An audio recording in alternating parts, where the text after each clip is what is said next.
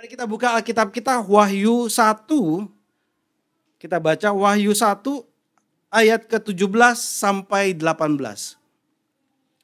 Wahyu 1 ayat 17 dan 18. Kita melanjutkan khotbah kita dari Wahyu ini. Ayat 17 dan 18 kita baca bersama-sama. 1, 2, 3. Ketika aku melihat dia, tersungkurlah aku di depan kakinya, sama seperti orang yang mati. Tetapi ia meletakkan tangannya di atasku, lalu berkata, jangan takut. Aku adalah yang awal dan yang akhir dan yang hidup. Aku telah mati, namun lihatlah, aku hidup sampai selama-lamanya. Dan aku memegang segala kunci maut dan kerajaan maut. Mari kita tunduk kepala, kita berdoa. Ya Tuhan, Kaulah Tuhan dan Allah kami, dan Engkau adalah Bapa kami. Kami berdoa dan kami memohon ya Tuhan, di dalam Kristus, Anak-Mu yang telah menebus dosa kami. Kami memohon kiranya Tuhan boleh membukakan mata kami, membukakan telinga kami, sehingga kami boleh mengerti apa yang Yohanes tuliskan kepada kami. Jangan biarkan kami menjalani kehidupan dengan kesia-siaan demi kesia-siaan. Kiranya mata kami boleh memandang kepada Kristus yang kami kasihi. Kiranya setiap kami yang ada di tempat ini, kiranya Tuhan boleh tangkap dan jangan Tuhan lepaskan. Bukakanlah ya Tuhan. Kami datang kepadamu, kami memohon kiranya Tuhan boleh memberikan kasih karunia dan belas kasihan-Mu kepada kami. Di dalam nama Tuhan Yesus kami berdoa. Amin. Saudara mendengar suara yang keras, Yohanes menoleh ke belakang. Mendengar suara sangkakala, mendengar suara yang begitu mengejutkan dia. Dia menengok ke belakang.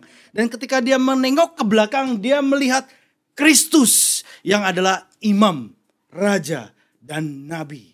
Yang dia lihat apa? Kakinya yang menjejaki, yang menaklukkan sebagai raja. Dia melihat apa? Pakaiannya sebagaimana seorang imam. Dia melihat apa? Pedang yang keluar dari mulutnya yang bisa membelah sebagaimana seorang nabi yang ketika dia berfirman. Kristus yang adalah sebagai imam, raja, dan nabi. Selain itu dia melihat Yesus berdiri di tengah-tengah antara 7 kaki dian. Dan di tangan kanannya ada 7 bintang. Dan dijelaskan oleh Yohanes sendiri. Kaki dian itu adalah gerejanya dan 7 bintang itu adalah malaikat daripada gerejanya. Dan seringkali diidentifikasikan juga dengan gerejanya, umatnya. Saudara. Di bumi ini umatnya masih sangat mungkin mengalami penderitaan, kesulitan, kesusahan, tertatih-tatih. Walaupun Tuhan hadir di tengah-tengahnya, walaupun Roh Kudus memimpin langkah gerejanya, masih terus mengalami kesulitan. Justru karena gerejanya justru mengalami kesulitan. Karena berbeda dengan dunia ini. Tetapi Yohanes ketika di tengah-tengah penderitaan dan kesusahan, mata dia juga boleh melihat Kristus yang berada di tengah-tengah kaki dian itu. Yang memelihara, yang berkuasa, yang berdaulat. Dan dia juga melihat bagaimana gereja Tuhan berada di tangan kanannya Tuhan sendiri. Begitu amannya berada di dalam tangan Tuhan. Walaupun kita tahu di dalam kehidupan ini seringkali kita gagal. Tapi Tuhan menjanjikan keberhasilan dan kemenangannya di dalam Kristus. Saudara, selain dia melihat Yesus berdiri di tengah-tengah kaki dian, dia melihat Tuhan Yesus memegang 7 bintang di tangan kanannya. Dan ini menyatakan pemerintahan Yesus atas gereja-gereja yang memberitakan namanya. Ada nggak ya gereja yang nggak memberitakan namanya? Ada gitu ya, sekedar pakai nama Yesus, tetapi apa yang Yesus lakukan sudah tidak dikatakan. Nggak mengatakan siapakah Yesus, tidak mengatakan apa yang Yesus lakukan, khususnya berkenaan dengan kayu salib, berkenaan dosa. Tapi gereja Tuhan yang sejati menyatakan apa yang Yesus lakukan.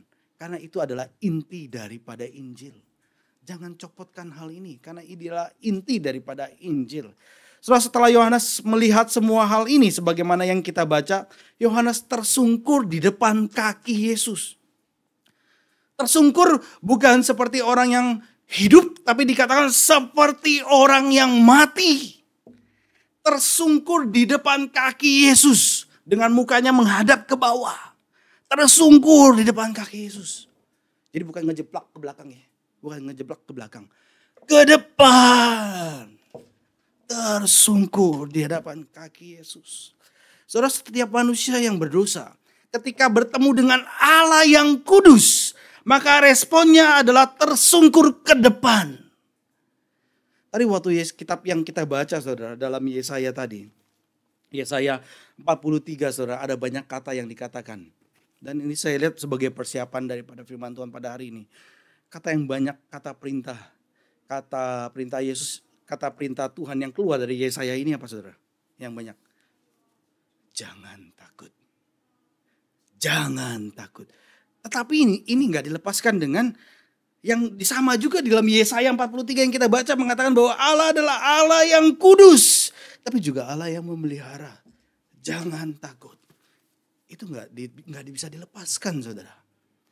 Apa yang dialami Yohanes adalah apa yang kita baca juga dalam kitab Yesaya.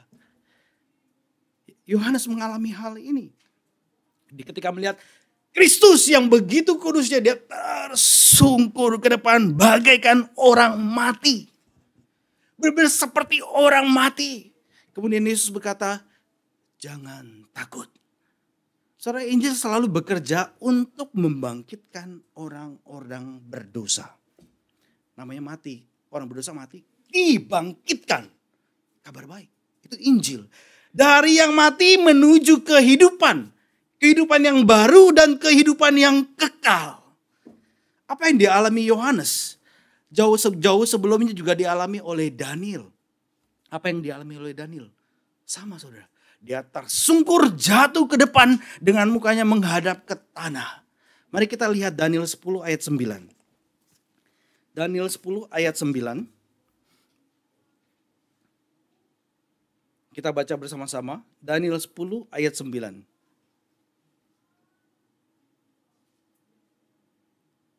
Satu, dua, tiga. Lalu kedengar suara ucapannya, dan ketika aku mendengar suara ucapannya itu, jatuh pingsanlah aku terlungkup dengan mukaku ke tanah. Saudara, Daniel kehilangan seluruh kekuatannya dan jatuh ke tanah, ke arah depan. Pada malam hari ketika Yesaya bertugas sebagai seorang nabi, sebelum daripada Daniel ini juga ya saudara, dia pergi ke bait Allah. Dan di malam hari dia waktu sebagai seorang nabi pergi ke bait Allah, dia melihat Tuhan duduk di atas tatanya yang tinggi dan mulia yang jubahnya menutup seluruh bait suci. Serafim menyembah Tuhan dan berseru, kudus, kudus, kuduslah Tuhan semesta alam. Diulang 3 kali, suci, suci, suci. Saudara, gak ada sifat Tuhan yang sampai diulang 3 kali seperti ini. Karena ini yang membedakan antara Tuhan yang sejati dengan Tuhan yang tidak sejati. Kudus, kudus, kudus Tuhan semesta alam. Dan Yesaya menjawab, cilakalah aku binasa, sebab mataku telah melihat Sang Raja, Tuhan semesta alam. Kenapa Yesaya? Kenapa Daniel? Kenapa Yohanes mengalami hal yang sama? Kenapa mereka mengalami hal yang sama? Karena manusia berdosa dan tidak dapat bertahan ketika berhadapan dengan Tuhan yang kudus. Tuhan Allah yang besar. Tuhan Allah yang agung. Spurgeon mengatakan, pikiran yang paling rohani dan paling suci, ketika mereka sepenuhnya memahami keagungan dan kekudusan Allah, akan sangat sadar akan ketidakseimbangan yang sangat besar di antara diri mereka sendiri dengan Tuhan. Sehingga mereka akan direndahkan dan dipenuhi oleh kekaguman yang kudus. Dan bahkan dengan rasa takut dan gentar. Sekali lagi Spurgeon mengatakan, pikiran yang paling rohani dan paling suci ketika mereka sepenuhnya memahami keagungan dan kekudusan Allah, akan sangat sadar akan ketidakseimbangan yang besar antara diri mereka sendiri dengan Tuhan. Sehingga mereka akan direndahkan dan dipenuhi oleh ketertakjuban, kekaguman yang kudus, dan bahkan dengan rasa takut dan gentar. Saudara, Martin Luther setelah menjalani pelatihan sebagai biarawan, dia diberikan kepercayaan untuk melaksanakan misa, ya, ibadah yang kemudian ada perjamuan kudusnya. Sebagai tugas utamanya dia sebagai imam di Katolik Roma. Lalu dia melangkah ke depan ke altar, ke mimbar, dan dia bersiap untuk mengucapkan kata-kata Latin yang konon akan mengubah elemen roti dan anggur menjadi daging dan darah Kristus. Tapi pada saat itu Luther diam, membeku. Bertahun-tahun kemudian dia menjelaskan. Pada saat itu dia mungkin sulit untuk menjelaskan dan gak ngerti apa ini gitu ya. Kemudian dia jelaskan melalui Philip Melanchthon, dikatakan, saya benar-benar tercengang dan ketakutan. Saya berpikir dalam hati, dengan lidah apakah saya harus berbicara kepada keagungan seperti itu? Melihat bahwa semua orang harus gemetar di hadapan seorang pangeran duniawi sekalipun, maksudnya itu hal yang wajar gitu. Dengan pangeran duniawi sekalipun gemetar gitu ya, takut, gentar gitu ya. Dia katakan, siapakah saya sehingga saya harus mengangkat mata saya atau mengangkat tangan saya kepada keagungan ilahi? Para malaikat mengelilinginya dengan anggukannya saja, maka bumi gemetar. Dan haruskah saya, seorang kerdil yang menyedihkan ini, berkata saya menginginkan ini, saya menginginkan itu? Karena saya adalah debu dan abu dan penuh dengan dosa. Dan saya berbicara kepada Allah yang hidup, Allah yang kekal dan yang benar. Siapakah saya? Dia merasa enggak layak. Berdoa mengadakan tangan ke atas melihat Tuhan. Yang terjadi makanya adalah membeku, gentar, takut, melihat keagungan, kebesaran Tuhan. Yohanes walaupun sebagai seorang gembala dan dia adalah orang yang paling tinggi dalam gereja pada saat itu, karena semua para rasul sudah meninggal, hanya tinggal dia seorang diri. Bahkan dia juga adalah dikatakan murid yang dikasihi, tetapi dia sadar dia adalah orang yang berdosa, yang sekarang berhadapan dengan kekudusan Allah yang begitu sempurna. Oleh sebab itulah dia jatuh tersungkur ke depan kakinya seperti orang mati rasanya. Oh saudara, jikalau saudara memikirkan betapa menyedihkannya satu dosa, hanya satu dosa saja, sekecil apapun itu di hadapan hadirat Allah yang kudus, kita akan mengerti betapa pantasnya Luther gemetar di hadapan Allah. Orang-orang berdosa yang mengalami rasa kematian ini, karena melihat dosa mereka di hadapan Allah, adalah satu-satunya orang yang diampuni melalui iman di dalam Kristus. Orang yang berdosa sadar, gemetar, takut di hadapan Allah. Itu adalah orang yang justru diampuni melalui iman di dalam Kristus. Oh saudara, alangkah baiknya jikalau teror seperti ini saudara. Teror yang mengejutkan ini saudara turun ke semua umat manusia.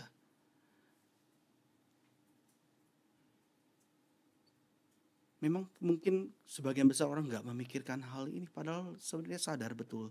Menjadi orang tua kita sadar betul kita pernah gagal dan seringkali gagal bukan? Ketika mendidik anak-anak. Menjadi suami atau istri kita sadar betul kita banyak kesalahan dan kesalahan. Menjadi seorang anak kita ingat kita pernah meremehkan orang tua. Bahkan membodohi mereka karena pendidikan mereka tidak lebih tinggi daripada kita. Sebagai rekan kerja dan pelayanan dan rekan studi juga kita tahu betul kita pernah melakukan kesalahan dan mengedepankan keegoisan kita, bukan? Semuanya itu tidak memandang dan tidak menghormati Allah dan itu menyakiti hatinya di hadapan Allah yang Maha Kudus. Sebahkan segala perbuatan baik kita adalah bagaikan kain kotor. Yesaya sadar betul akan dosa pribadinya. Yesaya tidak dapat bertahan dan mengatakan aku ini seorang yang najis bibir. Dan aku tinggal di tengah-tengah bangsa yang najis bibir. Sekarang Tuhan berada di hadapanku.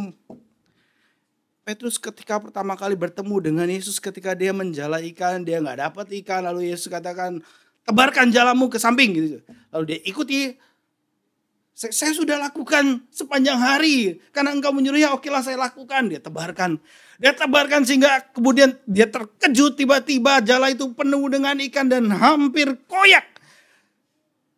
Dan pada saat itu Petrus merasakan keagungan dan keilahian Kristus. Sama seperti Yohanes di Pulau Patmos pada saat itu.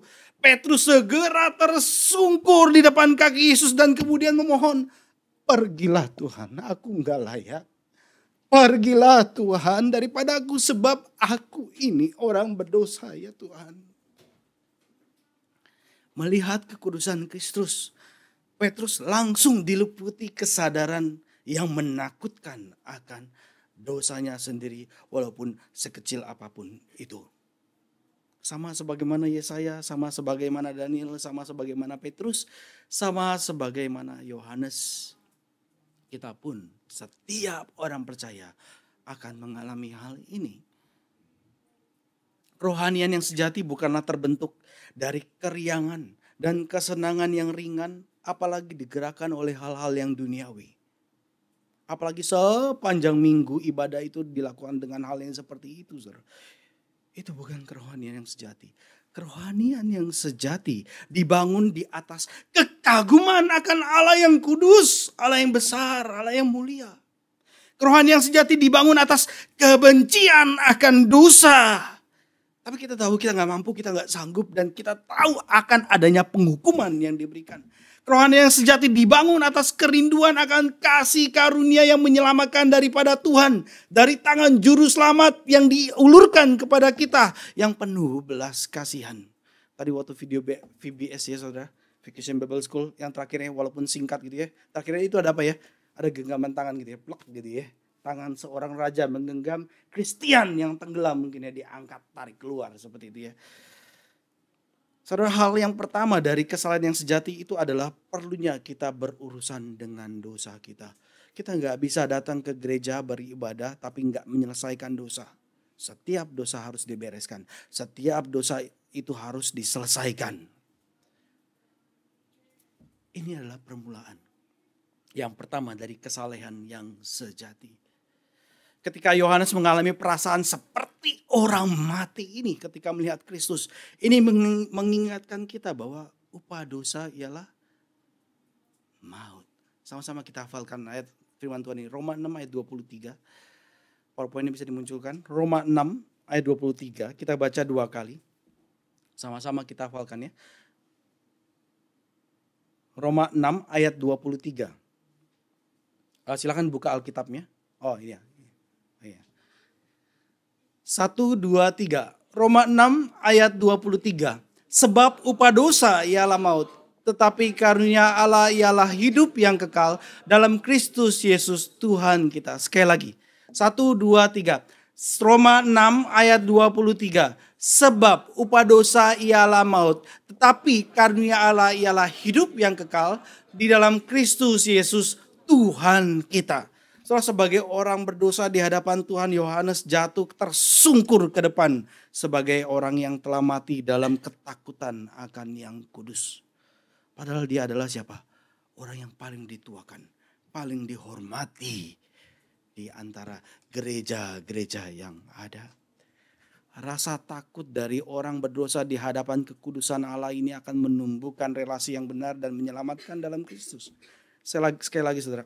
Rasa takut dari orang yang berdosa di hadapan kekudusan Allah ini akan menumbuhkan relasi yang benar dan menyelamatkan di dalam Kristus. Roh manusia yang telah diremukkan di hadapan Allah dalam pertobatannya yang rendah hati, ini adalah jenis roh yang Allah pilih untuk berdiam di dalamnya. Sekali lagi saudara, roh Allah, saya balik ya. Roh Allah akan berdiam di dalam roh manusia yang telah diremukkan hatinya di hadapan Allah dalam pertobatan yang rendah hati. Yesaya 57 ayat 15 katakan. Sama-sama kita buka Yesaya 57 ayat 15. Yesaya 57 ayat 15. Bersama-sama. 1, 2, 3. Sebab beginilah firman yang maha tinggi dan yang maha mulia, yang bersemayam untuk selamanya dan yang maha kudus namanya. Aku bersemayam di tempat tinggi dan di tempat kudus, tapi juga bersama-sama orang yang remuk dan rendah hati. Untuk menghidupkan semangat orang-orang yang rendah hati dan untuk menghidupkan hati orang-orang yang remuk. Berharap saudara setiap jemaat ini saudara boleh mengalami hal ini, dan inilah doa daripada saya akan setiap gembala daripada di berbagai gereja, dan saya berharap kiranya ini juga boleh ada pada setiap para panitia dan guru-guru yang mempersiapkan VBS. Enggak nanti setelah 1 minggu sebelumnya, enggak. Dari jauh-jauh hari berdoa, memohon kepada Tuhan, Tuhan yang kudus, Tuhan yang mulia. Kiranya Tuhan pun boleh memberikannya kepada setiap anak-anak yang datang. Kiranya hatinya boleh dibentuk memiliki hati yang takut akan Tuhan. Dimulai dengan guru-gurunya. Dimulai dengan para panitia yang takut akan Tuhan. Saudara perhatikan apa yang terjadi pada Yohanes. Yang paling penting bukanlah dia jatuh tersungkur seperti orang mati. Walaupun itu terjadi ya. Tapi yang paling penting bukanlah tersungkur jatuh seperti orang mati. Bukan. Yang paling penting bukanlah apa yang dia lakukan. Yang paling penting adalah di mana dia melakukannya. Sekali lagi, yang paling penting adalah di mana dia melakukannya. Yaitu dia tersungkur di depan kaki Yesus. Dalam takut akan Tuhan dan di kaki Yesus adalah tempat yang paling aman dan tempat yang paling diberkati seluruh dunia. Di depan kaki Yesus. Kenapa paling aman dan paling diberkati ketika kita tersungkur di hadapan kaki Yesus? Yohanes katakan, dia meletakkan tangan kanannya ke atasku. Ayat 17. Wahyu 1 ayat 17. Ketika kita tersungkur di hadapan kaki Yesus, dia meletakkan tangan kanannya di atas kita. Yesus meletakkan tangan kanannya. Di seluruh Alkitab ketika Yesus menyembuhkan atau membangkitkan orang mati, dia biasanya menyentuh orang yang menderita. Dia kalau nggak melakukan juga bisa kan ya. Dia ngomong gitu ya, bangkit gitu ya. Dia ngomong celik gitu ya. Tapi dia pun melakukannya gitu ya. Dia ambil, dia ngapain gitu ya. Dia lakukan gitu ya. Entah itu orang kusta yang najis, anak yang sudah meninggal, atau orang yang berdosa yang dipermalukan. Yesus bukan saja mengucapkan dengan kata-kata yang penuh kuasa, tapi dia juga meletakkan tangannya yang kudus ke atas orang yang membutuhkan. Artinya apa? Artinya dia memberikan belas kasihannya. Saya mau gitu ya. Saya mau memberikan. Tuhan mau memberikan belas kasihannya. Terlebih lagi Yesus menerima dia secara pribadi. Kalau Yesaya yang kita baca tadi apa? Waktu bilang secara pribadi. Tuhan ngapain? Secara pribadi dalam Yesaya yang tadi kita baca. Ya kadang terlalu cepatnya kita baca ya sampai lupa ya. Yesaya 43 tadi berbicara mengenai apa? Tuhan menyebut namamu secara pribadi. Memanggil namamu. Hai Patimo. Hai Pak Kris. Hai Rachel. Hai Gracia. Memanggil secara pribadi.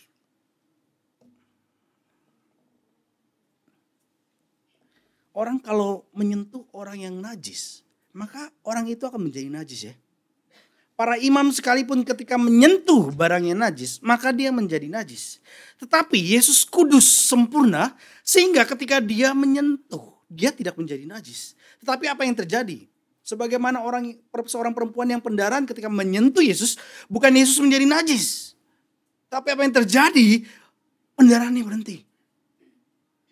Dia menyembuhkan, tapi tanpa menjadi tercemar.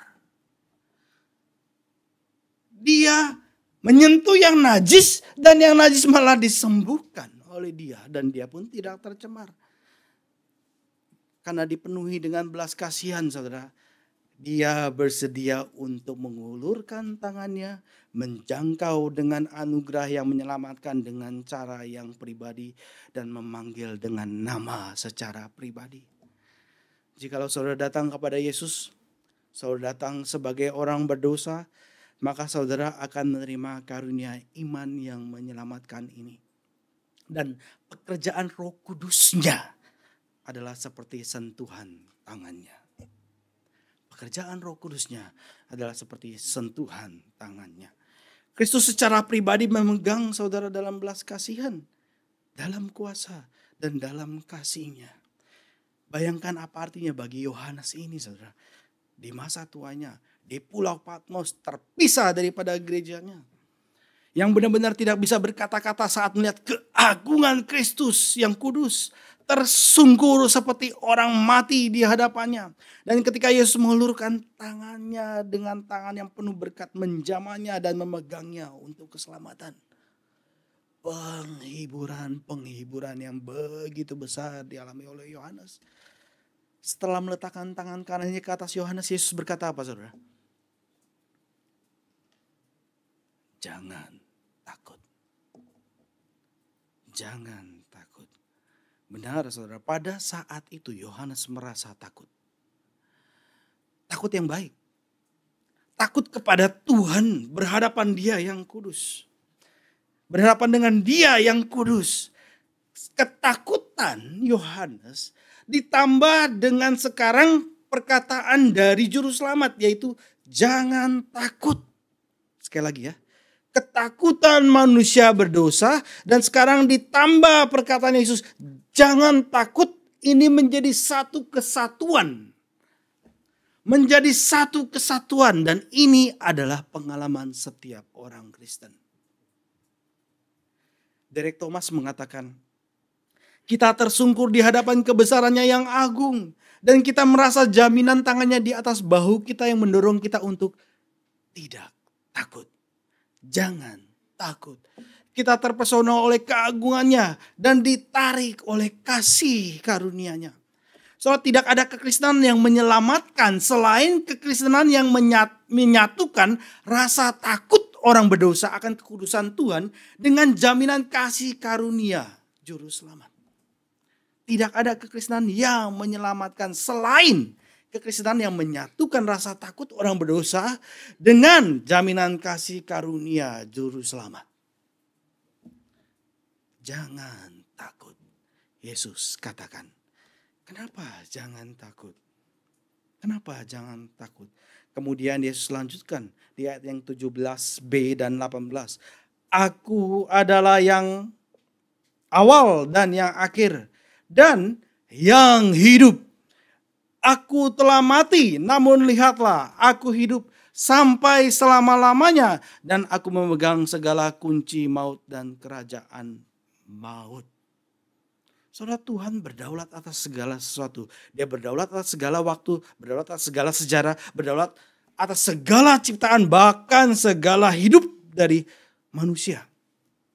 Saudara, ketika ada orang yang meninggal, ya saudara, orang yang kita kasih meninggal.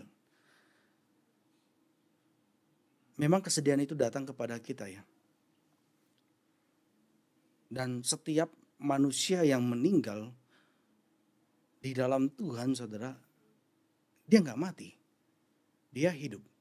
Saudara pernah baca kitab Ayub ya? Pernah bandingin pasal 1, pasal 2, awal-awal Ayub sama akhir Ayub? Dia mengatakan bahwa dulu mataku melihat Tuhan tapi sekarang aku mendengarkan ya. Dulu aku hanya mendengar tentang Tuhan tapi sekarang mataku sendiri melihat Tuhan kan ya. Ayub berkata seperti itu kan, sesuatu yang begitu indahnya. Apa yang terjadi? Walaupun setelah melewati berbagai perbantahan gitu ya dan bertanya kepada Tuhan gitu ya, tapi terus kemudian Tuhan menjawab kepada Ayub ya. Saudara lihat, dari jumlah-jumlah apa yang Ayub miliki, setelah mengalami terus disapu habis semuanya, tapi dia terus tetap memandang kepada Tuhan, yang akhirnya saudara lihat jumlahnya enggak saudara? Semuanya jadi double loh. Ternaknya, hewannya, untanya gitu ya, hartanya, semua jadi double. Bahkan anak-anaknya jadi double. Ya enggak? Loh, benar enggak? Pasal yang pertama anaknya 10. Tapi pasal yang terakhir anaknya 10. Harusnya enggak double toh. Tapi double. Karena yang mati pun hidup. Saya lihat perbedaan ini ya. Semua binatang itu ditulisin angkanya double 2 kali. 2 kali, 2 kali, 2 kali, 2 kali. Tetapi anaknya enggak ditulis 2 kali. Sama-sama angkanya 10. Artinya mereka yang telah mati hidup. Tetap hidup. Yesus berkata, dia yang berkuasa, dia yang berdaulat. Aku yang awal, aku yang akhir. Alfa dan Omega. Yang hidup. Ya, aku telah mati, namun lihatlah aku hidup kembali selama-lamanya dan aku memegang segala kunci kematian dan Hades. Dia berdaulat atas segala sesuatu, dia berdaulat atas segala waktu, sejarah dan ciptaan. Sebagai yang hidup, Yesus memiliki kuasa dan kehidupan. Dia adalah yang maha kuasa dan itu diperlukan untuk mengusir segala ketakutan. Saudara, apa yang Paulus katakan dalam Korintus ketika dia menjelaskan berbagai karunia dalam 1 Korintus. Lalu tertinggal ketiga hal ini yaitu apa? Ya, iman, pengharapan, kasih kan ya. Ada iman, pengharapan, dan kasih. Saudara, ada tulisan dari seorang teolog yang mengatakan mengenai hal ini dan itu adalah tepat sekali, saudara. Saudara, iman itu iman dari siapa ya? Iman dari Tuhan. Tuhan yang memberikan iman. Kita bisa berpengharapan, kita punya pengharapan itu karena Tuhan yang memberikan pengharapan itu. Kita bisa mengasihi karena Tuhan terlebih dahulu mengasihi kita, saudara. Iman, pengharapan, kasih. Kenapa kita bisa beriman kepada Dia? Karena kita tahu bahwa Allah kita adalah Allah yang penuh dengan hikmat. Kalau Allah kita bukan Allah yang penuh dengan hikmat, maka kita nggak perlu beriman kepada Dia. Kita beriman kepada bangku karena kita yakin hikmatnya bangku ini akan membuat sanggup saya tutup duduk di atasnya tanpa bangku ini jatuh. Tapi suatu saat bangku ini mengecewakan saya, mungkin 200 tahun yang akan datang. Ketika diterpa badai, hujan, karat merusaknya. Tetapi hikmatnya Tuhan membuat kita dapat beriman kepada Dia. Dan iman itu sendiri pun daripada Tuhan. Karena Dia penuh hikmat. Tuhan adalah Tuhan yang maha kuasa. Ketika bicara maha kuasa ini bicara apa ya? Ini bicara kita bisa berharap kepada Dia. Bicara iman, jalannya kita tidak mengerti. Bicara pengharapan, kita tahu dalam ketidakmengertian kita, Tuhan berdaulat dan Tuhan berkuasa. Ini namanya pengharapan. Iman, pengharapan. Kita tahu juga bahwa Tuhan kita adalah Tuhan yang maha baik. Sehingga Dia memberikan kasih karunia-Nya. Sehingga kita bisa sekarang mengasihi Dia, mengasihi orang lain.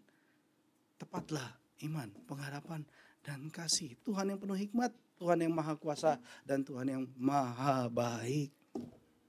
Dia berdaulat atas segala sesuatu.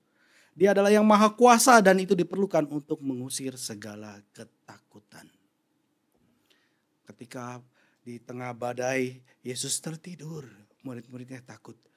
Murid-muridnya membangunkan Dia dan badai reda, ketakutan sirna. Karena Dia berkuasa. Kuasa Tuhan datang kepada saudara melalui firman Tuhan. Tuhan berbicara melalui firman-Nya. Firman-Nya menghidupkan, firman-Nya menyelamatkan. Untuk menerima kehidupan, saudara harus datang kepada Dia. Untuk menerima kehidupan, saudara harus datang kepada Dia. Untuk menerima kehidupan, saudara perlu datang kepada firman-Nya. Datang kepada firman-Nya. Yesus adalah yang hidup. Yesus menghilangkan ketakutan seseorang. Petrus katakan, Tuhan, kepada siapakah kami akan pergi? Kepada siapakah kami dapat pergi? Engkau memiliki firman hidup yang kekal. Dan kami gak bisa datang ke tempat yang lain selain kepada Engkau. Ayat 18 Yesus katakan, aku telah mati. Namun lihatlah, aku hidup sampai selama-lamanya dan aku memegang segala kunci maut dan kerajaan maut. Aku telah mati. Kenapa ya Tuhan Yesus ngomong seperti ini ya? Aku telah mati. Ketika ngomong aku telah mati, apa yang ada dalam benak kita?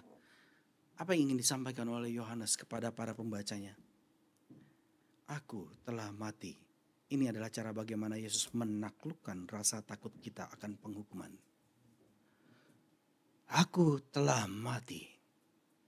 Penghukuman sudah tidak ada lagi kepadamu karena aku sudah menebusnya di atas kayu salib. Jangan takut. Aku telah mati bagimu. Orang berdosa berhadapan dengan keagungan dan kekudusan Tuhan, kemudian menjadi takut. takut seperti orang mati. Sebagian besar takut karena takut akan murka Tuhan.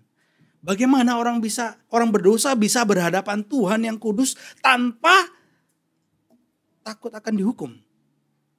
Bagaimana caranya supaya kita bisa berhadapan dengan Tuhan yang kudus, yang agung, yang besar, yang kalau dia menggerakkan jarinya atau bahkan hanya menengokkan, menggelengkan atau menganggukkan, maka bumi goncang gitu ya. Bagaimana kita berhadapan dengan dia tanpa rasa takut? Yaitu aku telah mati. Yesus katakan, artinya dia telah menebus di atas kayu salib. Sehingga sekarang saudara bisa menghadapi dengan penuh keberanian tahta kasih karunia untuk mendapatkan rahmat, untuk mendapatkan belas kasihan, untuk mendapatkan pertolongan kita pada waktunya. Ketika Luther dalam pengamanan di sebuah kastil Wartburg namanya, dia menerjemahkan terjemahan Alkitab pada saat itu ke dalam bahasa Jerman, dan Alkitab sampai saat ini menjadi pembelajaran bahasa Jerman. Jadi fokus, jadi maksudnya kalau mau belajar bahasa Jerman akhirnya pakai Alkitabnya Luther gitu ya, sampai seperti itunya gitu ya. Dia menerjemahkan terjemahan Alkitab ke dalam bahasa Jerman, dan saudara pada saat dia menerjemahkan melakukan pelayanan ini bagi gereja Tuhan, setan menuduh Luther atas dosa-dosanya. Luther begitu menderita, Luther begitu gelisah, Luther begitu mengerang dan menggeliat. Karena setan membuka gulungan yang panjang yang berisi daftar-daftar dosa-dosanya yang ditulis dengan sangat detail dan terperinci.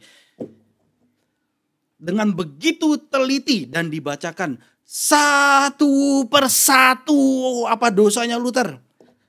Setan mengejek Luther yang ingin melayani Tuhan tapi dengan tertati-tati dan menyedihkan. Dan seringkali orang Kristen seperti ini, bukan? Mau melayani Tuhan tapi sadar kita orang berdosa dan mau bangun pun susah, mau gerak pun susah, mau ngajak keluarga susah gitu ya. Luther mengalami hal ini. Tertati-tati dan menyedihkan. Setan mengatakan begini kepada Luther, mau melayani Tuhan? Betapa menyedihkannya kamu yang telah berdosa. Lihat dosa kamu ini di balik salib. Berapa menyedihkannya kamu yang telah berdosa. Bagaimanapun juga kamu akan berakhir di neraka. Luther begitu menderita. Dia begitu mengerang. Sampai akhirnya dia lompat berdiri. Dan dia menangis dan dia berteriak. Itu semua benar setan apa yang kamu tuliskan. Semua yang ada pada catatanmu itu betul. Itu dosa-dosaku. Dan masih banyak lagi dosa-dosa yang telah saya lakukan dalam hidup saya. Yang hanya diketahui oleh Allah. Tetapi tulislah ini di bagian paling bawah di daftar yang kamu miliki. Darah Yesus, anak Allah, menyucikan kita daripada segala dosa. 1 Yohanes 1 ayat 7. Kemudian Luther ambil tempat tinta di mana dia tulis terjemahan Alkitabnya. Dia ambil tempat tintanya, dia lemparkan ke arah setan itu. Dan kemudian setan itu lari. Dan sampai sekarang di kastil Wartburg itu, kalau saudara pergi ke sana masih ada noda tintanya yang hitam itu. Bisa PowerPoint munculkan? Nah, sebelumnya. Ya, ini ya. Lebih kelihatan ya. Itu yang sebelah kanannya itu ada tintanya bekas yang dia lempar gitu ya ke arah setan itu ya. Dan yang berikutnya ini yang mungkin lebih ke arah sekarang ya. Ya ini ya, jadi sudah dipagari gitu ya. Ini adalah Alkitabnya, terus ini bangku di mana dia duduk, meja yang dia pakai gitu ya. Dan bahkan ada tempat di mana dia berdoa sampai karena dia seringnya berdoa sampai tempat berdoanya itu ada bekasnya dia gitu ya. Karena seringnya di sana berdoa sebagaimana air kayak netes ke batu dan akhirnya itu ada cekungannya seperti itu gitu ya. Dan saudara, ini menjadi kesaksian. Luther mengalami pembebasan dari hukuman karena Yesus telah mati untuk dosa-dosanya. Saudara, Yesus bukan saja membebaskan kita dari rasa takut akan penghukuman, tapi dia bangkit dari kematian untuk mengalahkan rasa takut kita akan kegagalan kita. Mengalahkan rasa takut kita akan kelalaian kita, akan kekalahan kita. Aku telah mati, namun lihatlah, aku hidup. Banyak orang-orang Kristen tahu bahwa dosa-dosa mereka telah diampuni. tapi tetap hidup dalam ketakutan demi ketakutan. Ketakutan karena kelemahan mereka dalam menghadapi pencobaan-pencobaan yang datang bahkan bertubi-tubi. Tetapi Yesus telah bangkit. Yesus memiliki kuasa kebangkitan yang dia berikan kepada umatnya. Dia kasih kepada umatnya. Mari kita baca Efesus 1 ayat 17 sampai 20. Efesus 1 ayat 17 sampai 20. Bersama-sama Efesus 1 ayat 17 sampai 20. 1, 2, 3. Dan meminta kepada Allah Tuhan kita Yesus Kristus, yaitu Bapa yang mulia itu, supaya ia memberikan kepadamu roh hikmat dan wahyu untuk mengenal dia dengan benar. Dan supaya ia menjadikan mata hatimu terang, agar kamu mengerti pengharapan apakah yang terkandung dalam panggilannya. Betapa kayanya kemuliaan bagian yang ditentukannya bagi orang-orang kudus. Dan betapa hebat kuasanya bagi kita yang percaya sesuai dengan kekuatan kuasanya, bukan kekuatan kita. Yang dikerjakannya di dalam Kristus dengan membangkitkan dia dari antara orang mati dan mendudukan dia di sebelah kanannya di surga. Dan yang juga sudah membangkitkan kita dengan kuasanya. Kuasa kebangkitan memampukan saudara sekarang untuk terus beriman. Berbalik dari dosa. Dari mempersembahkan hidup saudara yang dulu dipersembahkan kepada berhala-berhala, sekarang dipersembahkan kepada Tuhan. Untuk pelayanan kepada Tuhan. Orang Kristen tidak akan pernah gagal. Ya, terjatuh, ya. Tuhan akan membangunkan dia, membangkitkan dia. Maju lagi, bangkit lagi. Jangan melihat kesalahanmu. Lihat kasih karunia Tuhan yang telah menebus dosa kamu dan memampukan kamu kembali lagi. Bangun. Orang Kristen dibebaskan dari rasa takut akan kekalahan. Orang Kristen telah mati, namun Tuhan hidupkan.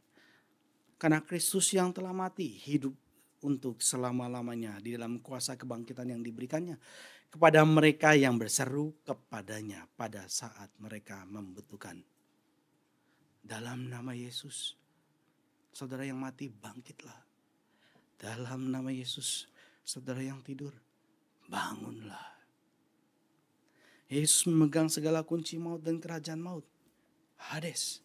Memegang kunci artinya Yesus mengendalikan pintu-pintu yang memiliki otoritas. Pintu itu dalam kuasanya Tuhan. Siapa yang masuk, siapa yang keluar. Itu dalam otoritasnya Tuhan. Yesus yang telah mati dan bangkit sekarang memerintah sebagai pemenang atas kematian dan kerajaan maut. Gerbang maut tidak berkuasa lagi. Paul Wesley Murray mengatakan, dia mampu memimpin para pengikutnya keluar dari kematian menuju kehidupan. Bagi mereka yang menghadapi kemungkinan menjadi martir pasti merupakan penghiburan yang luar biasa untuk mengetahui bahwa kematian bukanlah akhir dari segalanya. Apalagi gagal mendapatkan pekerjaan, gagal mendapatkan pasangan hidup, gagal mendapatkan sesuatu yang memang kita perlukan gitu ya. Sekali lagi saudara, dia mampu memimpin para pengikutnya keluar dari kematian menuju kehidupan. Bagi mereka yang menghadapi kemungkinan menjadi martir pasti merupakan penghiburan yang luar biasa untuk mengetahui bahwa kematian bukanlah akhir dari segalanya. Karena itu mereka dapat memberikan diri mereka untuk melayaninya apapun resikonya. Karena mereka tahu bahwa masa depan mereka terjamin. A.W. Pitzer mengatakan, orang Kristen tidak perlu takut mati. Ada dia yang adalah sahabatnya yang telah mengalahkan maut dan yang memegang kunci-kunci kubur dan dunia yang tidak kelihatan. Dan yang berkata kepadanya, jangan takut. Saudara, Yesus adalah Tuhan atas sejarah. Penguasa yang berdiri dalam kemuliaan di antara kaki dia. Dan dengan tangan kanannya dia mengangkat umatnya dan berkata, jangan takut. Saudara, umat Tuhan yang kecil. Umat Tuhan yang hina. Dan seringkali tertatih-tatih ketika berjalan, apalagi usia 5 tahun ya, seperti anak balita ya. Lalu baru berjalan jatuh lagi gitu ya. Jangan takut. Dia menopang dengan tangan kanannya. Apa yang menjadi kekurangan? Naikkan itu dalam doa dan mohon kepada dia. Masakan Tuhan tidak memelihara gerejanya? Sebagaimana firman-Nya Tuhan memelihara gereja dan menopang tangannya. Yesus adalah yang telah mengasihi kita. Dia memerdekakan kita dari dosa-dosa kita dengan darahnya. Dia adalah anak manusia yang mulia yang berdiri dengan penuh kuasa di tengah-tengah kaki dianya. Mempersatukan seluruh gerejanya, menyempurnakannya, menguduskannya. Dia akan datang kembali dengan awan-awan dan setiap mata akan memandang dia. Apakah saudara mengenal Yesus? Terimalah dia sebagai Tuhan dan Juru Selamat. Dia yang telah berkata, jangan takut. Dia yang juga sekarang berkata, jangan takut. Dia yang juga akan berkata, jangan takut. Aku adalah yang awal dan yang akhir dan yang hidup. Aku telah mati, namun lihatlah, aku hidup sampai selama-lamanya. Dan aku memegang segala kunci maut dan kerajaan maut. Amin. Mari kita tunduk kepala, kita berdoa. Minta Pak Kris pimpin kita dalam doa. Kita berdoa.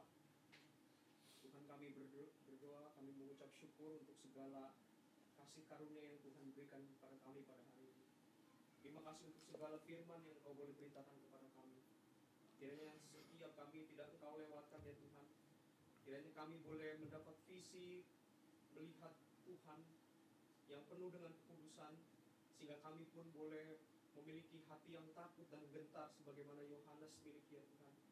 Dan kami sadar ya Tuhan, bahwa ketika kami berhadapan dengan Engkau, kami boleh mengingat bahwa Kristus juga telah mati bagi kami, sehingga tidak perlu kami takut ya Tuhan. Bahkan kami yang telah dibebaskan daripada dosa-dosa kami sekarang boleh datang kepada tahta kasih karunia. Kami boleh datang kepada Allah dan memanggil Allah sebagai Bapa. Biarlah ya Tuhan, Engkau yang memimpin kehidupan setiap umat-Mu, dan kami boleh menyerahkan setiap hidup kami ya Tuhan, untuk melayani Tuhan, Raja di dalam hidup kami. Dan melalui hidup kami, Engkau dipermuliakan. Di dalam nama Tuhan Yesus Kristus, Penebus dan Juru Selamat kami yang hidup kami.